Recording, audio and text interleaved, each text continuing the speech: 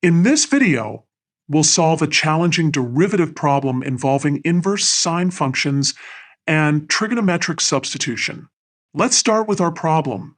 We need to find the derivative of sine, inverse of 3x minus 4x cubed, with respect to x.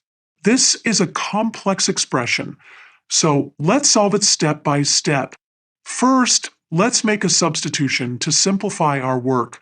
Let y equal sine inverse of 3x minus 4x cubed. Now here's where we'll use a clever trick. Let's substitute x equals sine theta. This means theta equals sine inverse x. This substitution will help us simplify our expression using trigonometric identities. After making this substitution, our expression becomes sine inverse of 3 sine theta minus 4 sine cubed theta. Now, here's where our knowledge of trigonometric identities comes in handy. The expression 3 sine theta minus 4 sine cubed theta is actually equal to sine of 3 theta. This is a standard triple angle formula for sine.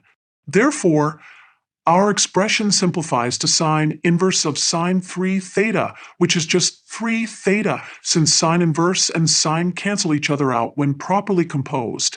Remember that theta equals sine inverse x, so we can write y equals 3 sine inverse x. Now we can find the derivative. The derivative of y with respect to x equals the derivative of 3 sine inverse x. Using the chain rule, we can bring the 3 outside and use the standard derivative formula for inverse sine.